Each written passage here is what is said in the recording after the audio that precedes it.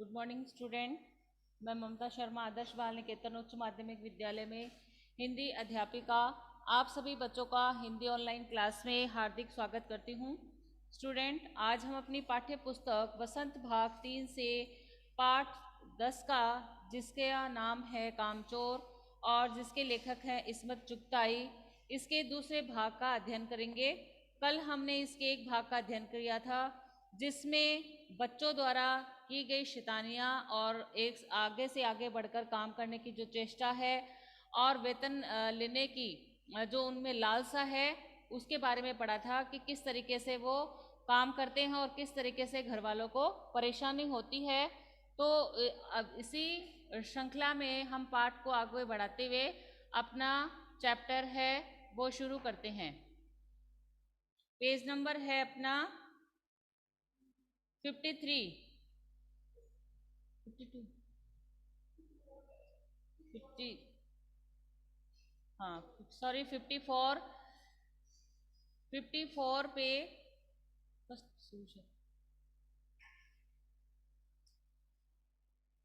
इतने में भेड़े सूप को भूलकर तरकारी वाली की टोकरी पर टूट पड़ी। वह दालान में बैठी मटर की फलियां तोल तोल कर रसोइयों को दे रही थी। वह अपनी तरकारी का बचाव करने के लिए सीना तान कर उठ गई। आपने कभी भेड़ों को मारा होगा तो अच्छी तरह देखा होगा कि बस ऐसा लगता है जैसे रुई के तकिए को कूट रहे हो। भेड़ को चोट ही नहीं लगती, बिल्कुल वह यह समझदार कि आप उनसे मजाक कर रहे हैं। वह आप ही पर चढ़ बैठेगी। जरा सी देर में भेड़ों ने तरकारी छिलकों समेत अपने पेट की कढ़ाई में झोंक दी। इतने में जो भेड़े थी वो सूप को तो भूल गई और जो तरकारी यानी जो सब्जियों वाली टोकरी थी उस पर वो सारी की सारी है वो टूट पड़ी। यानी जो उन्होंने जब देखी कि वहाँ बहुत सारी सब्जियां रखी हुई है तो वे उस पर टूट पड़ी। वह दालान में बैठी मटर की फलियां तोल कर रसोई को दे रही थी और जो तरकारी वाली थी वो क्या करी थी, दालान यानी बरामदे में बैठी थी और मटर की जो फलियां हैं वो तोल तोल कर दे रही थी, रसोइयों को दे रही थी। वह अपनी तरकारी को बचाव करने के लिए सीना तान कर उठ गई। जब वो सारी भेड़ है वहां पर आई तो वो क्या करी, अपनी जो सब्जियां हैं उसको बचाने के लिए सीना तान कर खड़ी हो गई, यानी वहां से खड़ी हो गई। आपने कभी भेड़ों को मारा होगा तो अच्छी तरह देखा होगा कि बस ऐसा लगता है जैसे रुई के तकियों को कूट रहे हैं। तो वो कह रहे हैं कि आपने कभी भेड़ों को यानी कभी भेड़ों को जब पीटा हो तो आपको ऐसा लग रहा होगा जैसे कोई रुई का तकिया हो और आप उसे पीट रहे हो। भेड़ों को चोट ही नहीं लगती। भेड़ों को चोट क्यों नहीं लगती है? क्योंकि उनके शरीर पर वो जो बाल होते हैं उनसे उनको मारा जाए तो उनको चोट कम लगती है। ऐसा तो नहीं है कि बिल्कुल नहीं लगती, लगती है चोट, लेकिन भेड़ों की उनके शरीर पर जो बाल होते हैं उनसे उनका बचाव हो जाता है। सर्दी से भी, गर्मी से भी, सबसे बचाव भी होता है उनका। बिल्कुल यह समझदार है कि आप उनसे मजाक कर रहे हैं। वह आप पर ही चढ़ बैठेगी। जरा सी देर में भेड़ों ने तरकारी छिलकों समेत अपने पेट की कढ़ाई में झोंक दी। माइक बंद कर लीजिए बेटा। फिर वो कह रहे हैं कि बिल्कुल यह समझकर कि आप इससे मजाक कर रहे हैं, अब वह आप पर ही चढ़ बैठेगी। और जरा सी देर में भेड़ों ने तरकारी छिलकों समेत अपनी पेट की कढ़ाई में झोंक दी। जरा सी थोड़ी सी देर ही, उतनी देर में ही भेड़ों ने क्या किया, जो तरकारी थी, जो सब्जियां थी, उनको छिलकों समेत अपने पेट की कढ़ाई में झोंक दिया, यानी वो खाने लग गई। जो सब्जियां थी, जो सब्जी बेचने वाले की कढ़ाई में जो सब्जियां थी, जो उसके टोकरी में जो सब्जियां थी उसको वो खाने लग गई। एक साथ में सारी भेड़ें उस पर टूट पड़ी। इधर यह प्रलय मची थी, उधर दूसरे बच्चे भी लापरवाह नहीं थे। इतनी बड़ी फौज थी जिसे रात का खाना न मिलने की धमकी मिल चुकी थी। उधर प्रलय मची थी यानी वो भेड़ें थी, वो सारे क्या कर रही थी, एक दूसरे से होड़ मची हुई थी, जैसे उनमें वो आगे आगे भागे जा रही थी। तो दूसरे बच्चे थे ना, उनके घर के जितने भी बच्चे, वो लापरवाह हो गए और उन्होंने क्यों हो गए, वो उनको ललक थी कि अगर हम काम नहीं करेंगे तो हमें रात का खाना नहीं मिलेगा। उनको धमकी मिली थी ना कि अगर आप काम नहीं करोगे तो आपको खाना नहीं मिलेगा। वे 4 भैंसों को दूध दूहने पर जुट गई। धुली बेधुली बाल्टी लेकर 8 हाथ 4 थनों पर पिल पड़े। भैंस एकदम जैसे चारों पैर जोड़कर उठी और बाल्टी को लात मारकर दूर पर जा खड़ी। उनमें से जो 4 भैंसों को दूध दूहने में जुट गए। कुछ बच्चे थे, वे क्या हुए, वहां पर 4 भैंस थी, तो उन्होंने सोचा कि अगर हम काम नहीं करेंगे तो हमें रात का खाना नहीं मिलेगा। इस डर से उन्होंने क्या किया, जो वहां पर जो 4 भैंसें खड़ी थी उनके दूध दूहने का कार्य उन्होंने शुरू कर दिया। और उन्हें जब ये काम शुरू किया तो उन्होंने ये नहीं देखा कि जब हम दूध धोते हैं तो बाल्टी है वो धुली हुई होनी चाहिए। उन्होंने इस बात का ख्याल नहीं किया और बेधुली बाल्टी लेकर सब सारे जने मिलकर भैंस के पास चले गए और उसका दूध निकालने लगे। भैंस एकदम जैसे चारों पैर जोड़कर उठी और बाल्टी को लात मारकर दूर जा खड़ी। भैंस एकदम जैसे चारों पैर जोड़कर उठी। भैंस को इस बात से, छोटे छोटे बच्चे थे और उसको परेशान कर रहे थे, तो क्या हुआ कि उसको गुस्सा आ गया उसको भैंस को, और उन्होंने बाल्टी को तो लात मार दी जो बच्चे लाए थे और दूर जाकर के खड़ी हो गई। तय हुआ कि भैंस की गाड़ी पिछाड़ी बांध दी जाए और फिर काबू में लाकर दूध दुह लिया जाए। बस झूले की रस्सी उतारकर भैंस के पैर बांध दिए गए। पिछले 2 पैर चाचा जी की चारपाई के पायों से बांध अगले 2 पैरों को बांधने की कोशिश जारी थी कि भैंस चौकन्नी हो गई। बस उन्होंने सोचा कि अब क्या किया जाए, ये भैंस तो दूर जाके खड़ी हो गई है। तो उन्होंने क्या किया, उसके भैंस के पैर बांध दिए और भैंस के जो पिछले 2 पैर थे वो चाचा जी वहाँ सोए हुए थे, उनकी जो चारपाई थी उनके पायों से बांध दिए और भैंस के जो अगले 2 पैर थे वो उनको भी बांधने की कोशिश जारी थी, क्योंकि भैंस है वो इतनी जल्दी से उनसे पैर बंधाने वाली थी क्या, वो छोटे बच्चे थे। तो और भैंस जब देखा कि उसके 2 पैर बन चुके हैं तो वो चौकन्नी हो गई। छूटकर जो भागी तो पहले चाचा जी की समझे कि शायद कोई सपना देख रहे हैं। फिर जब चारपाई पानी के ड्रम में टकराई और पानी छलकर गिरा तो समझे कि आंधी तूफान में फंसे हैं।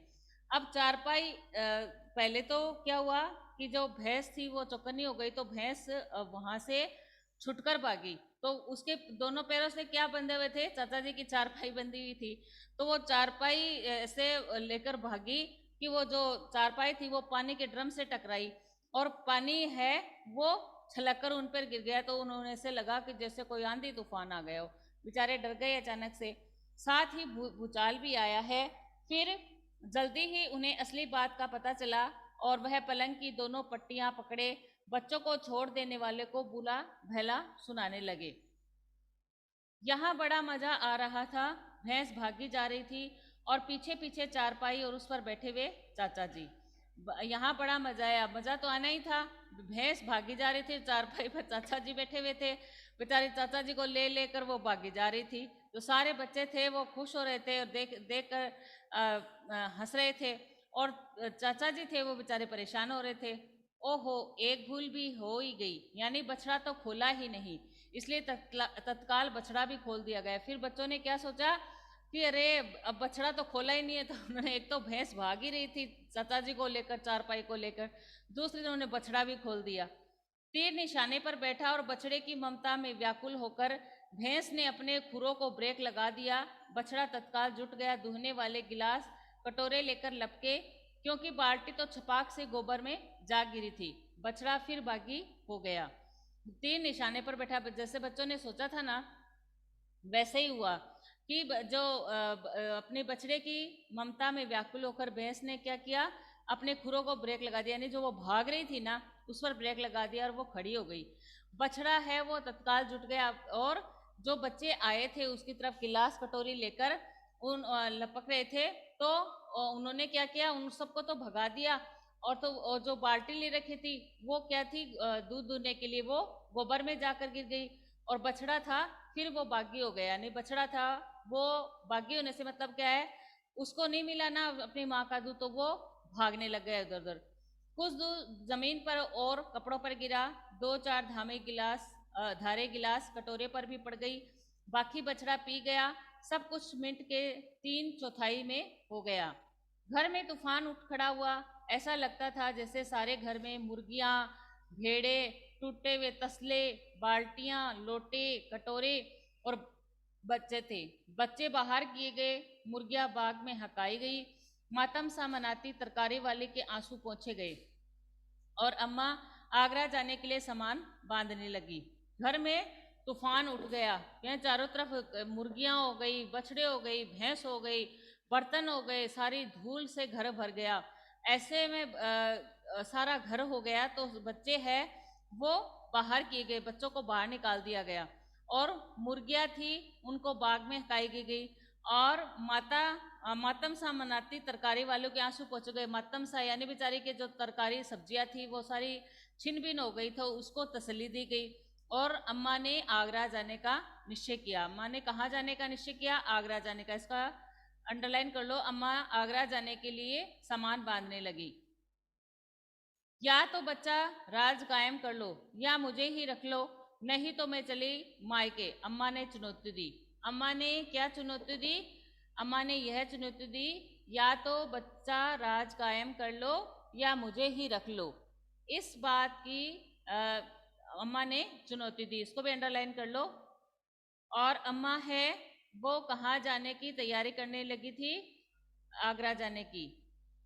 और अब्बा ने सबको कतार में खड़ा करके पूरी बटालियन का कोर्ट मार्शल कर दिया। अगर किसी बच्चे ने घर की चीज को हाथ लगाया तो बस रात का खाना बंद हो जाएगा। और अब अब्बा ने क्या किया? जब अम्मा है वो उसने चुनौती दे दी कि या तो बच्चा राज कायम कर लो, कि या तो बच्चों से काम करा लो या फिर मैं चली जाऊंगी आगरा। तब अब्बा ने क्या किया? उन सबको एक कतार में खड़ा कर दिया, यानी एक लाइन में खड़ा कर दिया और ऐसे बच्चों से कहा कि अगर किसी भी बच्चे ने घर की चीज को हाथ लगाया तो उनका रात का खाना है वो बंद है। ये लीजिए, इन्हें किसी करवट शांति नहीं। हम लोगों ने भी निश्चय कर लिया था कि अब चाहे कुछ भी हो जाए हिलकर पानी भी नहीं पिएंगे। ये लीजिए, इन्हें किसी करवट की शांति नहीं है। वो कहते हैं कि अब इनको किसी भी, एक तो कहते हैं कि बच्चे हिलकर पानी भी नहीं पीते और काम कर रहे हैं तो ये ऐसे कह रहे हैं कि अब कोई बच्चा काम नहीं करेगा, काम करेगा, किसी बच्चे हाथ लगाएगा तो उसको रात का खाना बंद कर दिया जाएगा। तो ये कह रहे हैं कि हमें किसी करवट शांति नहीं है, काम करो तब भी शांति नहीं है और काम नहीं करो तब भी शांति नहीं है। तो बच्चों ने हम लोगों ने यानी बच्चों ने निश्चय कर लिया कि चाहे कुछ भी हो जाए हम हिलकर पानी भी नहीं पिएंगे, कि हम उठेंगे नहीं और पानी भी नहीं पिएंगे। इसको भी अंडरलाइन कर लो। बच्चों ने क्या निश्चय किया? बच्चों ने यह निश्चय किया कि अब हम हिलकर पानी भी नहीं पिएंगे। तो हमारा जो ये चैप्टर है वो यहाँ पर ख़त्म हो रहा है। अब हम इसके क्वेश्चन आंसर है वो देख लेते हैं। पहला प्रश्न है अपना, कहानी में मोटे मोटे किस काम के हैं, किन के बारे में और क्यों कहा गया है? कहानी में मोटे मोटे शब्द किसके लिए कहा गया है? घर के बच्चों के लिए प्रयुक्त हुआ है। ये किसके लिए हुआ है? घर के बच्चों के लिए प्रयुक्त हुआ है।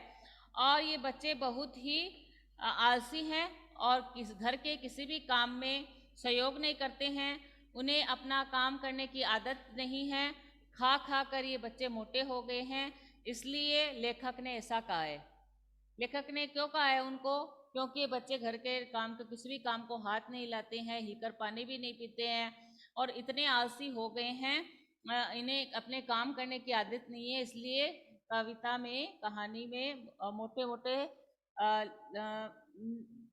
किनके बारे में कहा गया है? बच्चों के लिए कहा गया है।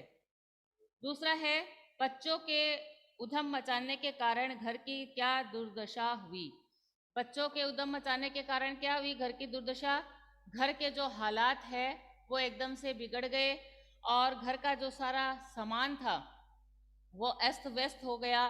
सारे घर के जो बर्तन है वो टूट गए। सारे जो भेड़ बकरी भैंस थी वो इधर उधर दौड़ने लगी। सारा घर है वो धूल से अट गया था और घर की ऐसी दशा देखकर अम्मा ने आगरा जाने का निश्चय कर लिया। नेक्स्ट है अपना, या तो बच्चा राज कायम कर लो या मुझे ही रख लो। अम्मा ने कब कहा और इसका परिणाम क्या हुआ? अभी हमने पढ़ा था इसको, जब बच्चों ने घर की को अव्यवस्थित कर दिया और अम्मा ने आगरा जाने की तैयारी करने लगी और यह बात कही। अम्मा की परेशानी देखकर अब्बा ने सारे बच्चों को कतार में खड़ा करके पूरी जो बटालियन का कोर्ट मार्शल कर दिया और बच्चों से कहा कि कोई भी बच्चे को घर के किसी भी काम में हाथ नहीं लगाएगा और आज जो हाथ लगाएगा उसको आज रात का ही भोजन या खाना है वो नहीं मिलेगा। नेक्स्ट है अपना कामचोर कहानी क्या संदेश देती है, कि कामचोर जो कहानी है हमें क्या संदेश देती है। कि कामचोर कहानी हमें यह संदेश देती है कि हमें बच्चों को घर के छोटे छोटे काम करने की शुरू में ही आदत डाल लेनी चाहिए। जब बच्चे बड़े हो जाते हैं तो वो किसी भी काम को ढंग से नहीं करते हैं, इसलिए शुरू से ही बच्चों को छोटे छोटे काम करने की आदत है वो डाल देनी चाहिए। यदि बच्चे काम नहीं करेंगे तो वह हम पर बोझ हो जाएंगे और उनका जो भविष्य है वो भी अंधकार में हो जाएगा, क्योंकि भविष्य में भी उन्हें परेशानी उठानी पड़ेगी। भविष्य में जाके बच्चे अगर पढ़ाई करें तो उन्हें अपने काम खुद करने पड़ते हैं, अपना काम भी करना पड़ता है। तो इसलिए बच्चों को जो भविष्य है वो अंधकार में हो जाता है और उनको भविष्य में परेशानी उठानी पड़ती है।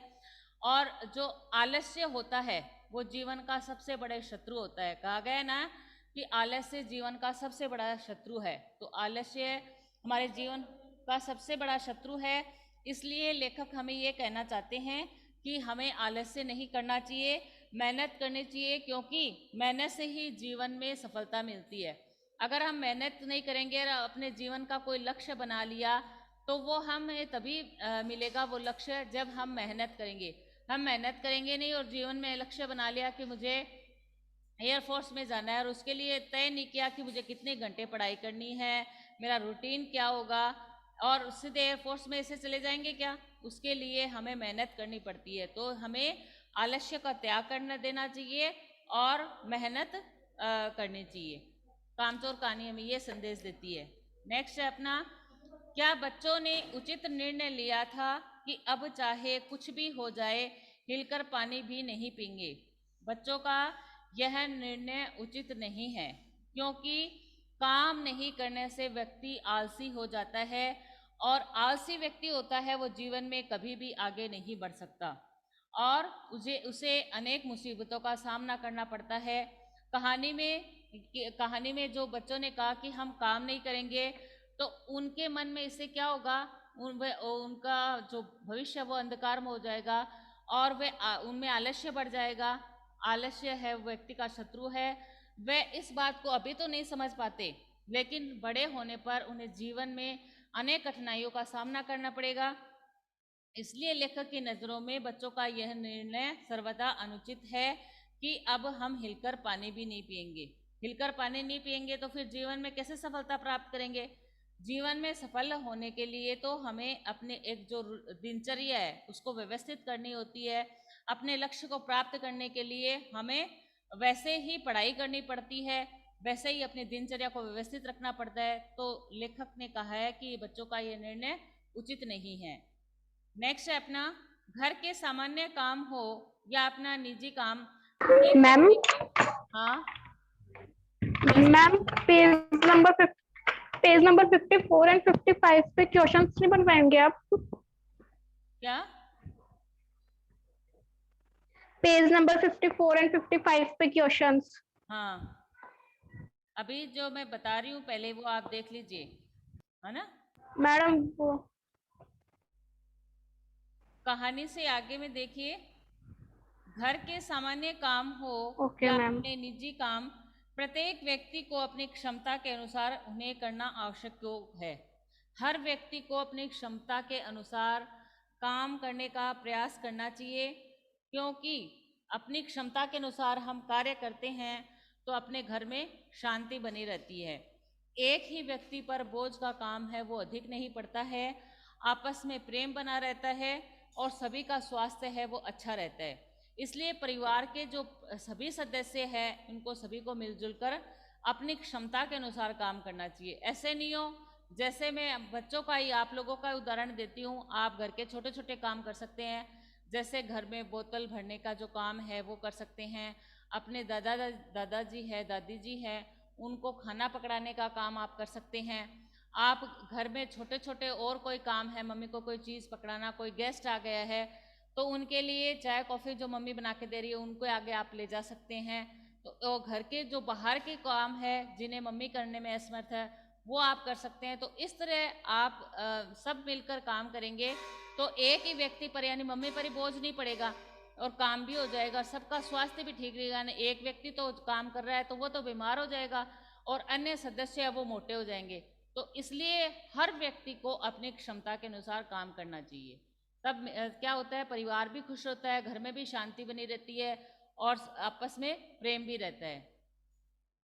अगला है अपना, भरा पूरा परिवार कैसे सुखद बन सकता है और कैसे दुखद। कामचोर कहानी के आधार पर निर्णय कीजिए कि भरा पूरा परिवार है अपना, वो सुखद तब बन सकता है जब उस परिवार के सभी सदस्य मिलजुल कर काम करें, सब एक दूसरे की भावनाओं और समस्याओं को समझे। ऐसा करने पर क्या हो जाता है, ऐसा करने से घर में चारों तरफ खुशियाँ और खुशियों का माहौल बन जाता है और सुखी परिवार कहलाता है। कि घर के सभी सदस्य काम करेंगे तो क्या होगा, सब एक दूसरे की भावना को समझेंगे, समस्याओं को समझेंगे और एक दूसरे की सहायता करेंगे। और भरा पूरा परिवार दुखद कब बन जाता है, जब घर का एक व्यक्ति तो काम करे और सारे व्यक्ति हैं वो बैठकर क्या करे, आनंद ले, इंजॉय करे अपना। और बाकी तो तब जो अपना भरा पूरा परिवार है दुखद बन जाता है। और ऐसा होने पर घर के कुछ व्यक्तियों पर काम का बोझ है वो अधिक पड़ जाता है और उनके मन में फिर द्वेष, कलह इनकी भावना जन्म लेती है। क्योंकि और आपस में झगड़ा भी हो जाता है, क्योंकि उसके जो एक जना काम करेगा उसके मन में ये तो आएगा क्यों मैं काम क्यों करूँ और सदस्य क्यों नहीं कर रहे। तो इससे क्या बढ़ेगी, आपस में वैमनस्य बढ़ेगा, द्वेषता बढ़ेगी। इसलिए एक भरा पूरा परिवार सुखद बन सकता है जब जब सब परिवार के लोग मिलजुल कर काम करें, और दुखद तब बन सकता है जब सारे लोग एक दूसरे का एक ही केवल घर के कुछ सदस्य काम करें और बाकी के लोग हैं वो आराम करें। और एक तब क्या होगा, उनके मन में द्वेष आएगा, एक दूसरे के प्रति गलत भावना आएगी और परिवार है वो दुखद हो जाएगा। इसलिए प्रत्येक व्यक्ति को जीवन में अपनी क्षमता के अनुसार काम करना चाहिए। बड़े होते बच्चे किस प्रकार माता पिता के सहयोगी हो सकते हैं और किस प्रकार भार। कामचोर कहानी के आधार पर अपने विचार व्यक्त कीजिए। तो बड़े होते बच्चे अपने माता पिता के काम में हाथ बटाकर, उनकी बात मानकर, अच्छी तरह से पढ़ाई करके और अपना व्यवहार अच्छा रख के सहयोगी बन सकते हैं। आप समय से पढ़ाई करो, अपना व्यवहार अच्छा रखो, आपस में भाई बहन लड़ाई झगड़ा नहीं करो, तो इससे क्या आप माता पिता के सहयोगी बन सकते हैं। और बड़े होते बच्चे अपने माता पिता की परेशानी का कारण कब बन सकते हैं, जब वो पढ़ाई न करके, उनकी बात नहीं मानकर और अपना व्यवहार अच्छा न रखकर वो भार बन जाते हैं। अगर आप अच्छा रहोगे, अच्छा करोगे तो अच्छा सहयोगी बनोगे, और आपस में लड़ाई झगड़ा करोगे, पढ़ाई नहीं करोगे तो माता पिता की परेशानी का कारण बनोगे। नेक्स्ट है अपना, कामचोर कहानी एकल या संयुक्त परिवार की कहानी है। इन दोनों तरफ के परिवारों में क्या क्या अंतर होते हैं। तो कामचोर कहानी संयुक्त परिवार की कहानी है। संयुक्त परिवार यानी मिलकर जो रहते हैं घर के सभी सदस्य, जिसमें दादा दादी, पापा मम्मी, ताऊ जी, ताई जी, ये सारे सदस्य जो मिलकर रहते हैं वो कहता है संयुक्त परिवार। और एकल परिवार किसे कहते हैं, जिसमें माता पिता हो और उनके बच्चे हो, वो एकल परिवार होता है। तो वो कहते हैं कि कामचोर कहानी एकल परिवार की कहानी है या संयुक्त परिवार की। तो कामचोर कहानी तो वो संयुक्त परिवार की कहानी है।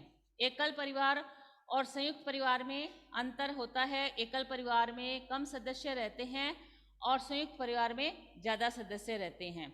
एकल परिवार के लोगों को अकेले रहने की आदत हो जाती है और वे परिवार के साथ है वो अपना तालमेल नहीं बिठा सकते हैं, जबकि संयुक्त परिवार में रहने वाले बच्चों में या लोगों में अकेले रहने की भावनाएं नहीं होती और वे सबके साथ तालमेल बिठाने की में सक्षम होते हैं। और यदि घर के संयुक्त परिवार में यदि सब लोग मिलजुल कर न रहे तो क्या होता है, झगड़ा होने की संभावना रहती है ना। अगर हम संयुक्त परिवार में रह रहे हैं और अपने विचार नहीं मिल रहे हैं तो क्या होगा, झगड़ा होगा। और अपने विचार मिल रहे हैं तो वो परिवार सुखद हो जाएगा। नेक्स्ट है अपना, घरेलू नौकरों को हटाने की बात किन किन परिस्थितियों में उठ सकती है, विचार कीजिए। तो घरेलू नौकरों को हटाने की बात निम्न परिस्थितियों में उठ सकती है कि जब वह चोरी करने लगे, चोरी करने लग जाए। घर का कोई नौकर है अपना और वो चोरी करना चाहे तो हम उसे रखेंगे क्या, नहीं रखेंगे। और जब वह काम को सही तरीके से न करे तब उसको हम हटा देते हैं। जब वह ज़्यादा अपने हमारी क्षमता के थोड़े पैसे देने के और ज़्यादा पैसे मानने लगे तब हम अपने घरेलू नौकर को हटा देते हैं। और जब नौकर है वो अपने मालिक की आज्ञा का पालन नहीं करे और कामचोर बच जाए तब हम अपने घरेलू नौकर को हटा सकते हैं। तो स्टूडेंट, आज हमारा जो चैप्टर है वो यहाँ पर ख़त्म हो गया है। हमने इसके क्वेश्चन आंसर भी हल कर लिए हैं। आप सभी बच्चे हैं वो जहाँ तक अपने क्वेश्चन आंसर हो गए हैं वो वहाँ तक करके अपनी नोटबुक है वो चेक करवा लीजिएगा। Thank you, have a nice day. किसी को कुछ पूछना है क्या, किसी को कुछ पूछना है, पूछना है क्या किसी को? No, ma'am. थैंक यू बेटा, हैव ए नाइस डे।